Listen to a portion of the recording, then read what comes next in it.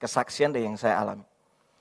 Tahun 2000 itu tahun dimana 98 sampai 2000 itu tahun dimana saya lagi benar-benar giat-giatnya bikin lagu tuh. Tapi tiba-tiba ujian datang melalui perkataan seseorang yang malah saya respect. Orang ini namanya Sidney Mohede. Ketika saya lagi seru-serunya bikin lagu, tiba-tiba dia ngomong gini sama saya, Ki, kalau lagu kamu gak segera dibikin jadi album, ini lagunya bisa membusuk semua. Bayangin. Seseorang yang saya pikir bakal menguatkan saya hari itu, tapi ternyata malah merendahkan hari itu. Saya sempat down, tapi tiba-tiba saya mikir, udahlah mendingan fokus berkarya aja. Siapa tahu kalau aku terus melakukan ini, melewati ujian perkataan ini, melewati perkataan yang meremehkan ini, justru ketika aku maju terus, tiba-tiba aku bisa mendapatkan kepercayaan lebih besar. Tahun-tahun itu gak ada yang support untuk bikin album. Baru tahun 2005, saya masih ingat sekali. Tiba-tiba ada orang yang kasih sponsor, Ki, kamu coba bikin album deh. Singkat cerita 2005 saya pertama kali bikin album. Dan 3 tahun setelah itu, album ketiga rilis. Dan akhirnya malah album itu malah beberapa lagunya dipakai untuk orang-orang Taiwan. Untuk memberkati orang-orang yang ada di sana. Jadi ditranslate ke dalam bahasa Mandarin. Tahun 2012 saya bikin lagu buat beberapa perusahaan. Ada waktu itu ada Sampurna, ada OCBC NISP, ada Zurich Insurance dan beberapa perusahaan waktu itu. Gak pernah kepikir. 2014 kemenangan terjadi di sini lahir. Dan 2017 lagu itu jadi berkat di mana-mana. Hari ini saya belajar satu hal dalam kehidupan ini. Kalau kita terus maju dan terus maju. Ujian datang tetapi kita terus melewatinya dengan baik. Kita gak gampang diruntuhkan dengan perkataan manusia. Kita pegang perkataan firman Tuhan. Hari ini saya ngerti. Di balik ujian itu ada kepercayaan yang lebih besar yang Tuhan bisa nyatakan. Karena itu hari ini ketika engkau diuji. Itu indah kok. Karena di balik ujian Tuhan sedang mau kasih Anda kepercayaan yang baru. Yang percaya katakan amin. Karena manusia itu terbatas. Ketika kita di dalam ujian itu, semakin kita berkurang. Saya suatu kali bikin lagu, judulnya Mengikut Yesus, bagian pre-chorusnya ngomong kayak gini. Ku bawa hatiku, pemain keyboard boleh gak maju bantu saya. Penyembahanku, ku semakin berkurang, Yesus makin bertambah. Saya ulang sekali lagi. Ku bawa hatiku, penyembahanku, ketika aku semakin berkurang, Yesus makin bertambah. Waktu saya bikin lagu itu benar-benar dalam kondisi terendah dalam kehidupan saya. Semua pencapaian rasanya udah gak ada gunanya, karena semuanya dilucuti. Semua prestasi yang saya bisa banggakan, jabatan, semuanya dilucuti habis-habisan. Saya seperti ada di titik nol kembali, main di game. Tapi justru melalui momen itu, di dalam ujian yang saya alami, saya jadi kenal, Tuhan ketika aku berkurang, aku sekarang tahu Engkau bisa bertambah. Tapi ketika aku merasa kuat, makanya Tuhan gak bisa bertambah di hidupku. Tetapi ketika aku memilih aku semakin berkurang, Yesus baru bisa bertambah. Ujian itu indah. Karena membuat kita semakin berkurang dan Yesus semakin bertambah. Nyanyi bareng-bareng yuk, main di game. Yesus terlebih besar. Katakan. Yesus terlebih besar dalam ujian yang kami alami. Di dalamku, di dalamku. Ujian itu indah, karena ini akan terjadi dalam ujian. Yesus terlebih besar. Yesus terlebih besar. Katakan, di dalamku, selama-lamanya di dalamku. Katakan, di dalamku, di dalamku, selama-lama. Kasih tepuk tangan dong buat Tuhan. Di dalam ujianmu engkau semakin berkurang, Yesus semakin bertambah. Ujian itu indah. Ya, saya akan tutup dengan ini. Ujian itu bisa membuat orang ngalamin dua hal. Satu kandas, satu malah bersinar bisa dengan lebih terang. Saya selalu menemukan ada orang-orang yang diuji justru malah habis. Tapi ada orang-orang yang diuji justru malah melesat lebih tinggi. Dan hari ini Tuhan mau membuat ujianmu berakhir dengan indah. Yang mau ujiannya berakhir dengan indah katakan amin. Ada 3 hal yang saya mau bagikan. Bagaimana bisa membuat ujianmu berakhir dengan indah? Yang pertama catat ini. Ujianmu bisa berakhir dengan indah. Yang pertama, kalau engkau menghidupi ini, jangan pernah hilang kedekatanmu dengan Tuhan. Kita gak kuat sendirian, Bapak, Ibu, teman-teman semua. Di dalam musim ujian, justru engkau pegang Tuhan dengan lebih lagi. Jangan pernah hilang kedekatanmu dengan Tuhan. Karena apa? Yang pertama saya belajar. Mazmur 62 mengatakan, hanya dekat Allah saja aku apa? Tenang. Kalau engkau gak dekat Tuhan dalam musim ujianmu, engkau gak tenang. Suatu kali, 2014, saya masih ingat banget. Baru sekitar 6 bulan pindah dari Surabaya ke Jakarta. Saya waktu itu tinggal di St. Moritz. Saya masih ingat banget, itu momen di mana saya sudah mau pulang lagi ke Surabaya karena tekanan di Jakarta begitu hebat. Semua yang saya mau bangun gak kejadian, masih banyak masalah yang lain. Istri saya ngomong, udahlah gak usah aneh-aneh mau bangun apa-apa, udah pulang aja di kita. Tapi di tengah ketidaksanggupan saya cuma ingat firman ini. Hanya dekat Allah saja aku tenang. Saya ambil gitar saya pagi hari itu. Dan saya cuma teringat satu firman yang lain, Ibrani 4 ayat 16. Kalau kita berani menghampiri Tuhan dalam segala keadaan, maka kita bisa menemukan pertolongan dan rahmat Tuhan itu pada waktunya. Saya cuma ingat itu, saya ambil gitar saya, terus saya mulai nyanyi aja, bermazmur aja. Ku menyembah dalam kudus hadirat-Mu. Tuhan, aku gak punya yang lain, aku cuma mau bawa penyembahanku aja. Hampiri tahta kasih karunia-Mu Bapa. Saya cuma nyanyi aja. Tuhan, aku udah gak sanggup nih, pengen pulang rasanya. Yang aku tahu cuma ini. Kekuatanku hanya dalam hadirat-Mu, Yesusku. Hanya Kaulah segalanya. Saya nangis.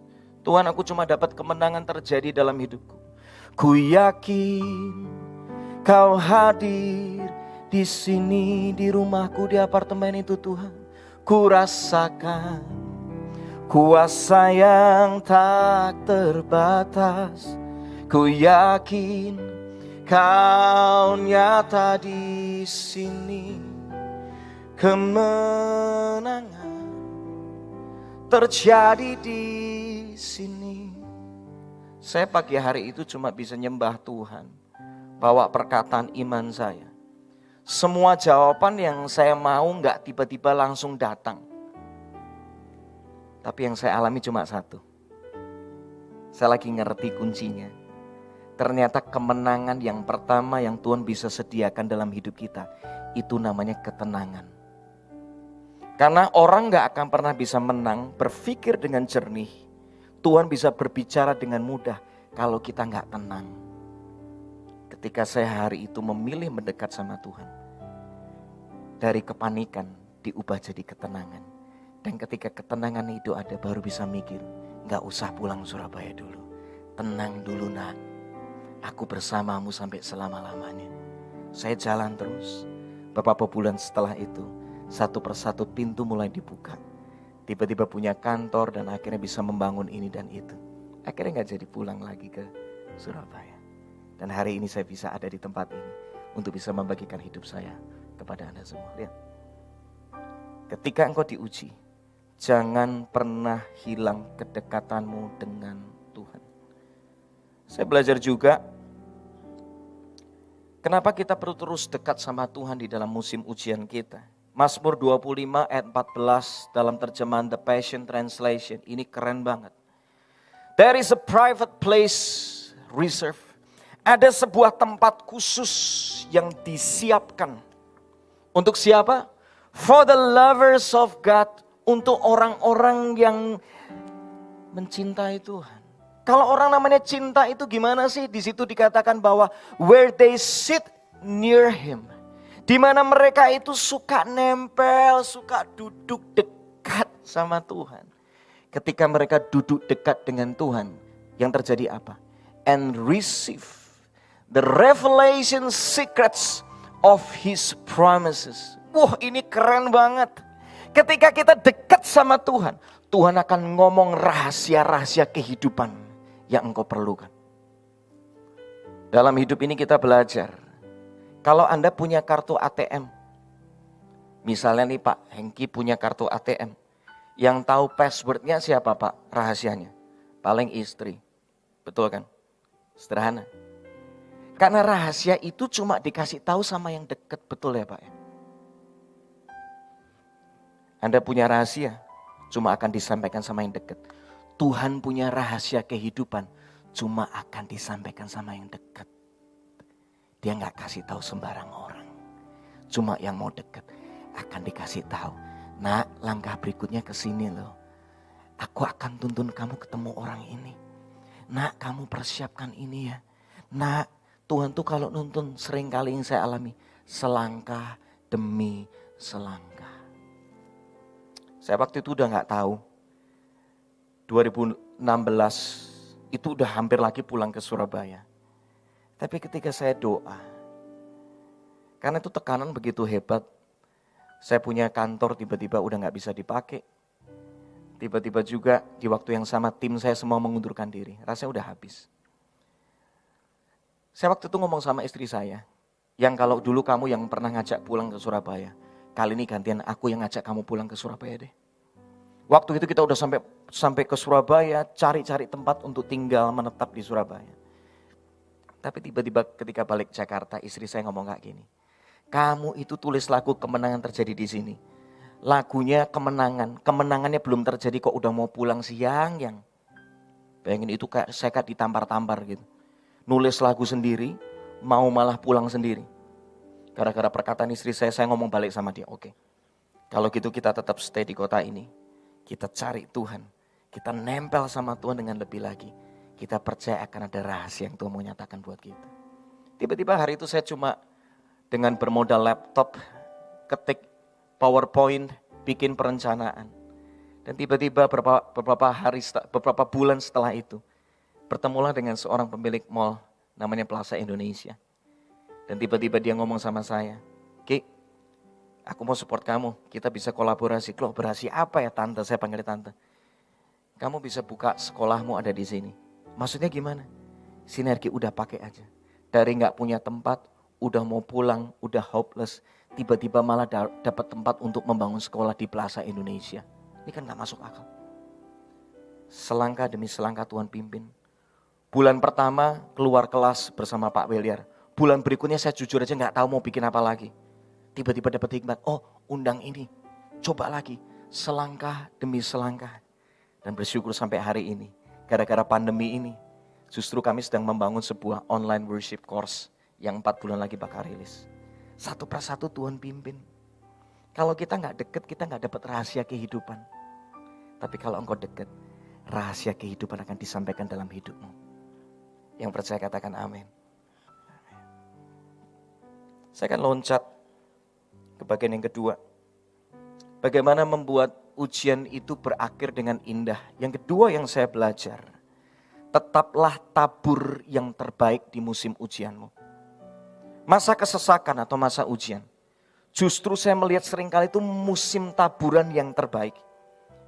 Kalau Anda lihat cerita tentang Yusuf, Yusuf ketika ada di rumah Potifar, dia tetap kerjakan yang terbaik sehingga dia dipercaya banyak hal sama Potifar. Dia masuk ke penjara, dia tetap kerjakan yang terbaik di tengah kerumunan orang-orang yang ada di penjara. Dia nggak mau jadi mentalnya mental orang di penjara. Dia pegang mental pemenang karena Tuhan menyertai dia. Mau di penjara, dia tetap excellent. Aku tetap tabur yang terbaik. Sekalipun aku nggak tahu nanti masa depanku gimana, cuma aku tahu Tuhan menyertai aku dan aku mau lakukan yang terbaik. Singkat cerita kita tahu, setiap taburan Yusuf dalam hidupnya, itu membuat dia suatu kali dipercaya menjadi penguasa di tanah Mesir. Saya tiba-tiba ingat istri saya. Istri saya ini bisnisnya cake.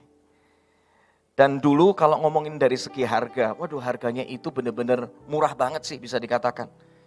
Harga dia dibanding dengan para kompetitor yang lain itu bisa cuma sepertiga atau seperempatnya. Suatu kali saya ngomong sama dia, Yang kamu nih jual dengan harga segini tapi kok kamu tuh tetap mau kasih yang terbaik buat klienmu tuh buat apa? Udah deh, boleh kamu kasih yang excellent tapi gak usah lebay deh, gak usah berlebihan. Tapi istri saya ngomong satu perkataan saya gak pernah lupa sampai hari ini. Dia ngomong kayak gini, Yang aku gak bisa. Hargaku mungkin masih murah. Tetapi aku tetap mau berkreasi yang mirip dengan harga yang jutaan itu. Oh gitu ya. Suatu kali aku nanti bisa naikin hargaku dengan baik. Karena kualitasku orang kenal. Gak apa-apa anggap aja ini masa promo. Aku mau tabur yang terbaik. Yang luar biasa. Justru melewati musim pandemi ini.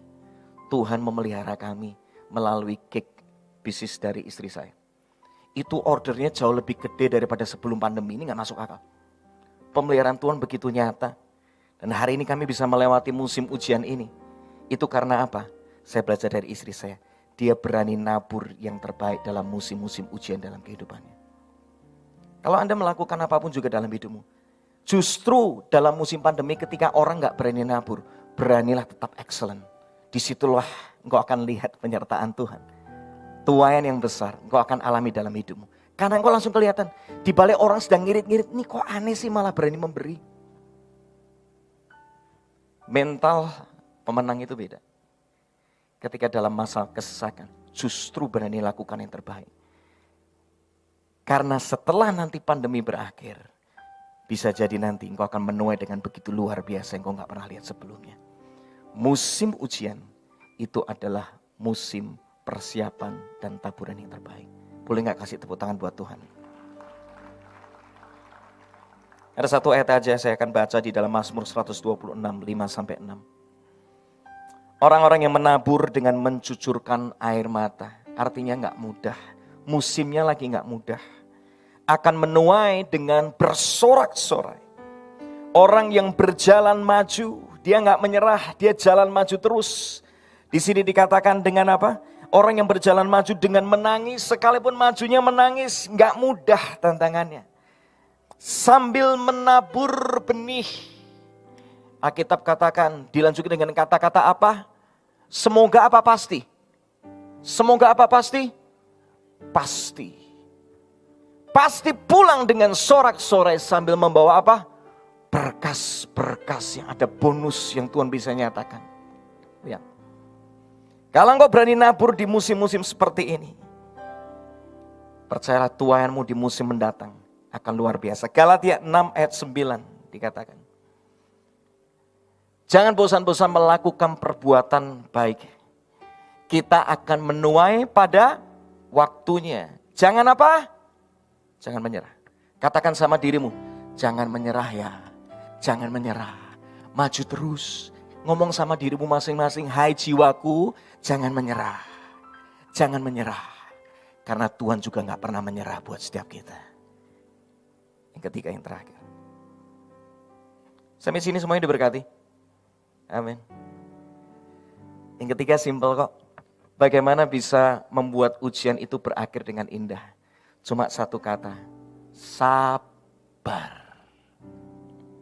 Pengkhotbah 3. Dikatakan seperti ini. Untuk segala sesuatu ada apa? Waktunya. Untuk segala sesuatu ada masanya.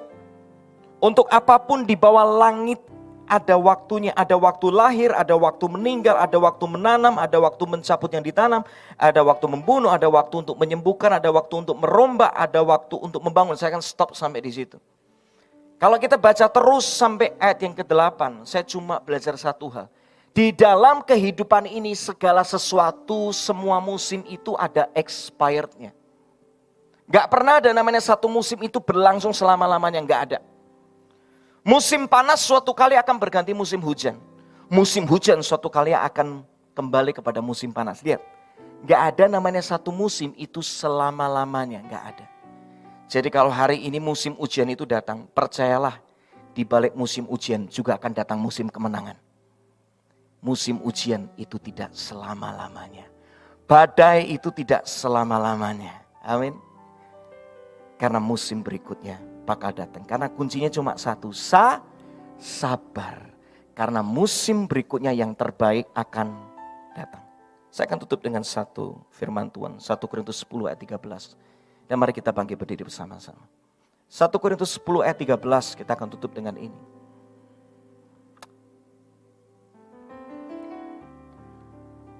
Kita baca bareng-bareng boleh?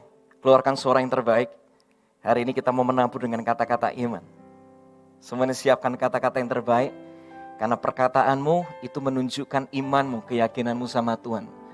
Kita akan baca di dalam hitungan ketiga. 1 Korintus 10 ayat 13 dalam Alkitab mudah dibaca. 3, 2, 1.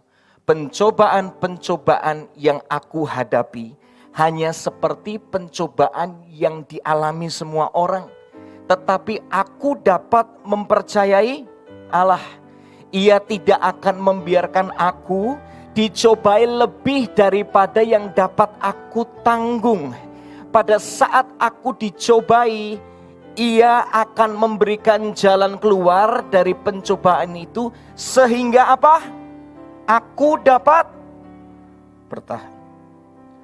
Pencobaan bisa datang, tetapi jalan keluar dari Tuhan juga datang buat hidupmu. Gak usah takut akan hari esok. Karena apa? Tuhan sudah ada di hari esokmu. Ingat 3 hal ini. Musim ujian itu indah. Jangan pernah hilang kedekatan dengan Tuhan. Yang kedua, kita belajar tabur yang terbaik. Tetap excellent. Jangan kurangi kadarnya. Lebih excellent lagi. Yang ketiga, sabar. Kita pejamkan mata sebentar. Dia buka jalan saat tiada jalan. Dia bekerja dibukanya jalan. Saya tampilkan liriknya. Dia menuntunku mendekat kepadanya dengan kasih dan kuasa. Dia buka jalan. Dia buka jalan. Silakan liriknya tampilkan sekali lagi. Katakan bersama-sama. Dia buka jalan saat tiada jalan. Dia bekerja di jalannya tak terlihat oleh kita. Dia membimbingku, katakan, mendekat kepadanya dengan kasih dan kuasanya. Tiap hari baru, katakan dengan iman, dia buka jalan. Oh, di belantara dia tetap menuntunku. Sungai di gurun aku temui. Ini yang kami percaya, katakan langit bumi kan lenyap, tapi firman-Nya tetap. Saat ini dia buka jalan. Dia buat jalan, katakan saat tiada. Kalau kau percaya, kau boleh angkat tanganmu. Dia bekerja di jalannya tak terlihat oleh kita. Dia membimbingku mendekat kepadanya. Amin. Dengan kasih dan kuasanya. Tiap hari baru. Yang percaya katakan, dia buka jalan. Sekali lagi. Dia buat jalan saat tiada jalan. Dia bekerja di jalannya tak terlihat oleh kita. Dia membimbingku mendekat kepadanya. Katakan, dengan kasih dan kuasanya tiap hari baru Dia buka jalan. 1 Korintus 10 ayat 13 sampai pejamkan mata. Pencobaan yang kamu alami itu pernah dialami sama orang-orang yang lain, Alkitab katakan. Tetapi kamu dapat mempercayai Allah. Percaya aja. Percaya aja. Karena yang percaya gak akan lihat kemuliaan Tuhan. Yang bimbang gak akan lihat kemuliaan Tuhan. Yang percaya yang akan lihat kemuliaan Tuhan. Ia tidak akan membiarkan kamu dicobai lebih dari yang dapat kamu tanggung. Dengar ini. Pada saat kamu diuji, Ia akan memberikan jalan keluar. Ujian ada, tetapi jawaban juga ada. Itulah Tuhan kita yang baik. Dia gak akan membiarkanmu sendirian. Sebab namanya Immanuel. Dia menyertai engkau sampai selama-lamanya. Terima kasih buat firman-Mu pagi hari ini Tuhan. Biar menjadi makanan yang menghidupkan kami kembali. Iman kami kembali bangkit. Dan hidup kami akan menjadi kesaksian yang hidup bagi banyak orang. Justru melalui musim seperti ini akan banyak lahir kesaksian yang gak masuk akal. Dan kami akan nyatakan Tuhan kami begitu besar, Tuhan kami begitu hebat. Dia menyertai, Dia menuntun, Dia membimbing, Dia menguatkan, Dia memampukan kami semua.